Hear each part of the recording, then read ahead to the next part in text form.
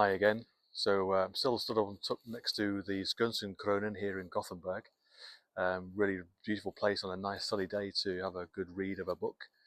Several people around here sitting doing just the same. I've just moved just to the side of it. The Kronen is behind me, the Crown Redoubt, the fortification 17th century here in Gothenburg, and these impressive cannons pointing out over the city that once defended this city here. So I'm going to get into book two, part two of The Sanctuary. The little prologue leads in with a quote. We may hope, moreover, that with this increase of wealth, knowledge and refinement, which happily seems a secure prospect, man will endeavour to preserve the equilibrium which exists in the meteorological forces and vital conditions of countries, and thus save from extinction the myriad beauteous forms of life which have shared with him the inheritance of this wonderful earth. By Mary Somerville. And so with that, we'll move into chapter number 8 of The Sanctuary. Nobody nearby, no voices, just a room. Sleep again, maybe. Yes, why not? Better idea. Nobody before me, but a voice at my ear. You're doing well, it doesn't feel like it. Burning sensation all over me, too hot. Must get these bedclothes off. I have to paint. The Bywaters will be angry. They paid extra for sittings at home and I'm still in bed. Shh, stay where you are, sleep here, drink this. No energy to fight. The voice is soothing, although I don't know where it comes from. I think part of me is in bandages. The drink tastes of strawberries. Kara must be here. I'm here to see her, after all, but there are 20 phones in front of me, and only one of them will get through to her. The old king is here too, and he's brought someone to see me.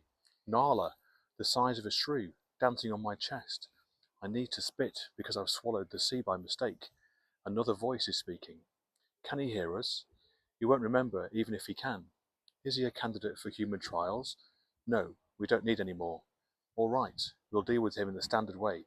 Check out everything in those bags too. But I'm busy. Dr. Fenterman has challenged me to paint her and Anthony together, and I don't have time to listen to these voices off. In this manner, 2 days passed. There was a cupboard to my left and a window to my right. From where I lay I could see a patch of sky where a small lone cloud was about to be enveloped by a much larger one. I was in a wooden bed covered with sheets of white. There was a door in the far corner with a low murmur of voices behind it, and I noticed at my elbow a button engraved with a bell. I pressed it, more experimentally than anything else. Nothing. The bedclothes were heavy, but I worked them free and sat up. Someone had taken my clothes and dressed me in a loose, papery gown that rustled dry against my skin. There was a mirror in the corner on a chest of drawers, and after testing out my legs, I hobbled slowly over to it. I looked terrible. My left hand, my painting hand, was swathed in bandages, and for a mad, paranoid second, I doubted I still had a hand under there. My eye was badly bruised, my hair had been clipped shorter. I saw why when I turned my head. A nasty-looking cut stitched up along one side of my skull. I think you better lie back down. The woman standing in the doorway was perhaps 70, short and round, with iron hair in a bob. Her clothes were rural, faintly formal in appearance, not medical at all. I returned to the bed and eased myself into it. The woman sat in the chair in the corner by the door, took a tiny notebook and a stub of pencil from her pocket, and began writing. She seemed in no hurry to speak. Who are you? She kept writing for a moment, and then looked up at me. Who you are is a more pressing question. Your name? Benjamin Parr. Where am I? She answered as she scribbled. You're in a clinic on the island. You were trying to trespass on. You were expecting to be somewhere else. I had made it. I could think more clearly now. I didn't expect to arrive like this. Not a lot of boats passed round the southern side. Highly stupid way to approach due to the rocks. If there hadn't been a daydreamer up on the cliffs who contacted our security chief at the harbour, you'd have been a goner. You're lucky you weren't shot. I'd have shot you. I didn't say anything to that for a moment, and she sighed, impatient. How long have I been lying here? 2 days. You've arisen again on the third. And now we come to the more important matter. Why are you here, Mr. Parr? I know someone who lives here. Very likely. I do. Kara Sharp. You know Miss Sharp? She blinked with surprise as I nodded, and it took her a few seconds to recover. How typical. So you approached in a boat, I imagine stolen. It wasn't stolen. Was it yours? I thought of the old man and determined not to give him away. I borrowed it. From whom? I'm not telling you that. Did you have accomplices? Did you not find the crowd of people I came with in my little one-man boat, about 20 of us? She grimaced. And you came to see the lovely Miss Sharp. Did you consider using the proper channels? I did. They were shut. If they were, it was for a reason. She frowned. How do you know Kara then? Family? Friend? Something held me back from saying it at first, but some instinct of pride or determination that if she hadn't mentioned it, I wouldn't either. It didn't last, of course. We're engaged to be married. Really? There it was again, distinct surprise. I nodded. Her smile in response was silky, like she caught a fly. She never mentioned you. I realised in that moment how easy it would be to underestimate this shabby creature with her unfashionable haircut, but I was stung, too, and reached for the only thing I could think of then, the only bit of tangible evidence I had of the corruption in this place. You know your men on the mainland are running a little extortion racket. I highly doubt that. It's true, they've got a private operation on the road to Freeborn. When I didn't pay them off, they beat me. Absurd. We only hire professionals, and I'm quite sure you wouldn't have been able to provide proof. I wanted to stay on the subject, but something else was worrying me more. I waved my bandaged hand. Am I badly hurt? Under here? I'm not a doctor. I believe the staff have predicted little long-term damage. You will paint again, I'm sure. I turned to look surprised. Your bag survived the trip. She nodded to the corner of my shoulder. The painter's roll was there. I couldn't believe my luck. Was that all they found? It was. So my clothes were gone, and my notebook, Kara's letters, and the drawing of her. I had no record of what she had looked like when we met. No way of checking the Kara of the island against the woman I had fallen in love with. I felt suddenly untethered. What should I do now? You lie here while we prepare to send you back to the mainland. I want to see Kara. I'm sure you do. Life's not so easy. She rose from her seat and looked down at me. Good morning. She turned and left. When the door was closed, I moved across the room and brought the painter's roll back to the bed. It had long stains of salt arcing across it, and the canvas crackled when it moved, but the contents were intact. The brushes, the blocks, the bamboo mat, all of it. I buckled it, tucked it beside me, and slept again. She was moving ahead of me in my dreams through a series of rooms, a party, a long, cool veranda into the darkness of a forest. I knew it was Kara, of course. It had to be her, but she never turned her face. And we'll move straight into chapter 9. I woke to a rhythmic tapping, which became a knock at the door. The bar of sunlight through the window had slid from one wall to another. I must have been asleep a while. Come in. The door opened a little, and a head and shoulders appeared around it. A young woman. Are you Ben? Yes, I arrived here a couple of days ago. So I'm told, anyway. You're famous. I guarantee I'm not. She laughed and moved into the room, closing the door behind her. Don't be so modest. Your arrival was pretty much the most exciting thing that's happened here ever. You are now an island celebrity, I'm afraid. Wonderful. Kara would doubtless be delighted when I caught up with her. I don't think I heard your name. She stuck out her hand. I'm Bianca. I live here, work here. Same thing, really. She was tall and slightly built, with hair so dark it was almost black, framing a long, open face. I guess she was my age, more or less. Someone came to see me before. Can you describe her? Older than you, angrier too. She made a little moo of distaste. Sounds like Angela. I remembered another Angela, one Kara had written about in an early letter home. Angela Knight. That's the one. I'm sure she gave you a friendly welcome, a friendly island welcome. I'm here to visit Kara Sharp. Yes, I know that too. News travels here very fast. Does when it's a shipwrecked sailor. Are you able to walk? I suspect so. Good. I thought you might want a tour of the place, only if you feel like it. Would anyone object? I wasn't sure of my status here, and I suspected going on the run with this woman wouldn't do much to improve it. Not if you're with me, they won't. She smiled, conspirational, and I joined her, until I looked down at the gown I was in. I don't know where my clothes are. They'll have provided fresh ones. Check the drawers. I paused until she realised why I was unwilling to get up, and laughed. I'll wait outside. She was right. The chest in the corner held clothes, a pair of trousers, dark blue and a thick cotton, a plain white t-shirt with long sleeves, and a thick woven jumper, also dark blue. I might have blended in anywhere. My legs felt strong as I dressed, which was a relief, but I still spent a couple of minutes going over my body, checking for any injuries apart from the one on my hand. What exactly I was looking for, I wasn't quite sure. The stitches on my skull felt huge, and the skin beneath them was throbbing. Bianca was still in the corridor when I emerged, picking at her nails. Very smart. Come this way then, we'll bring you out. The clinic was far more pleasant than the average city hospital. Large windows, light wood lining the walls, and a tang of lemons in the air. The open doors we passed showed us ends of empty made beds. They didn't seem to have many patients.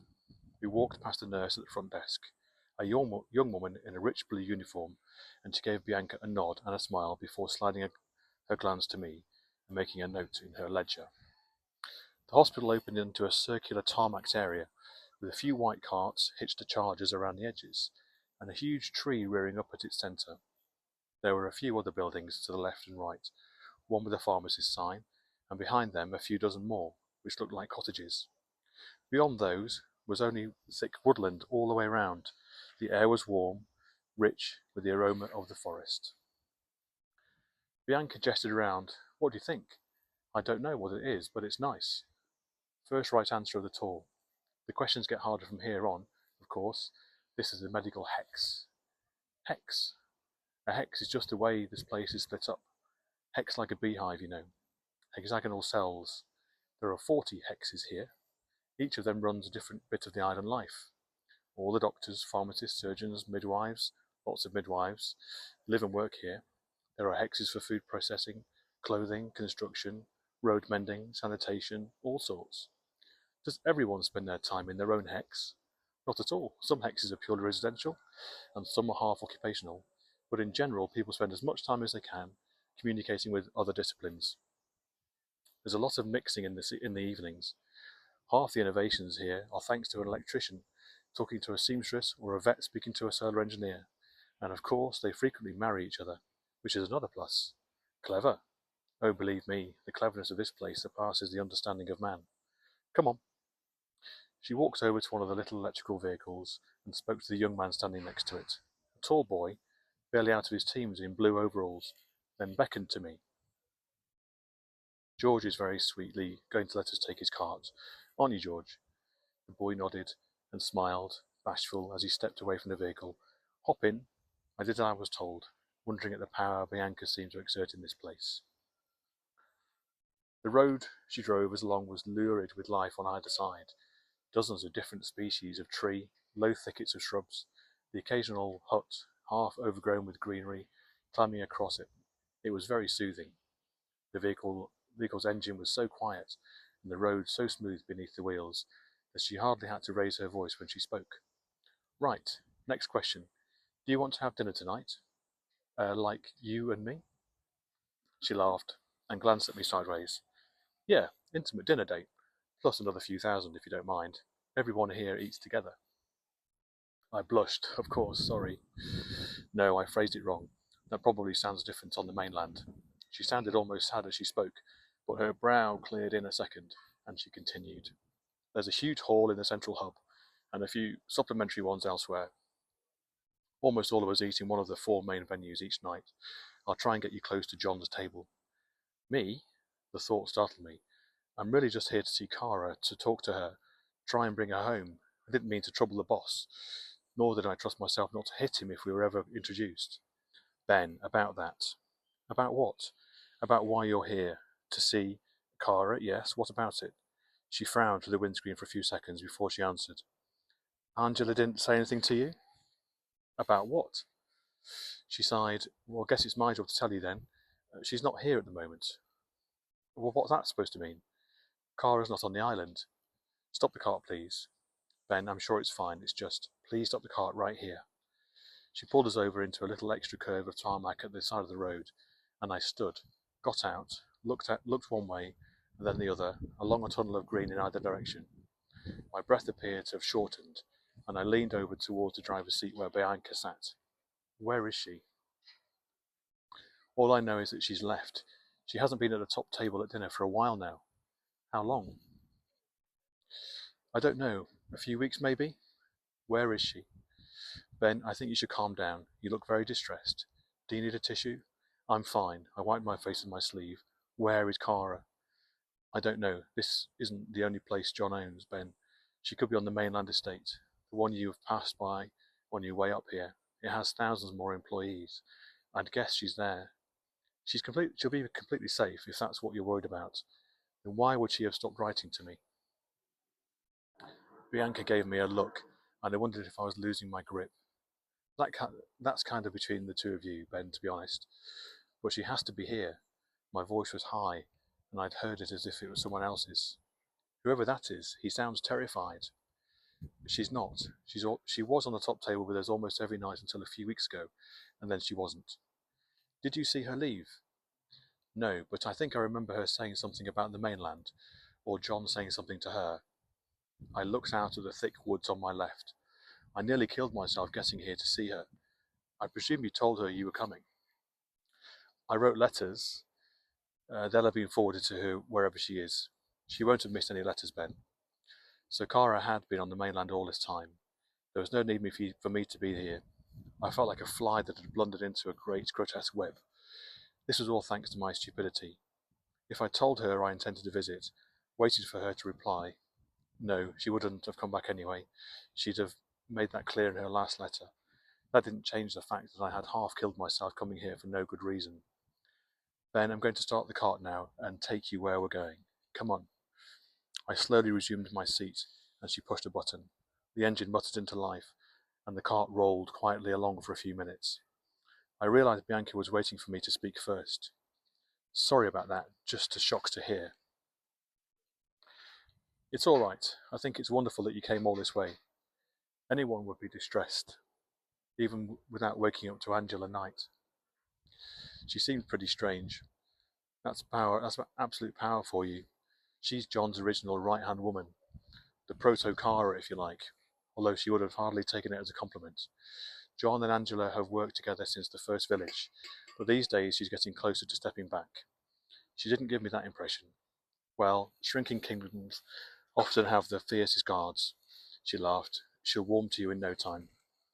I thought of the iron-haired woman. I'd have shot you, perhaps. We drove through a few more of the hexes. Several people in each waved as we passed. By now I had no idea which part of the island we were in. As soon as we left a hex, the thick forest closed in again, almost to the road.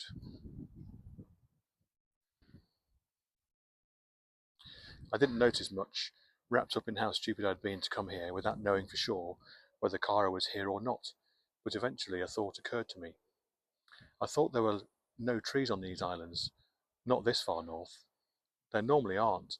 The first inhabitants chopped them down and they got here for their houses, boats, that kind of thing.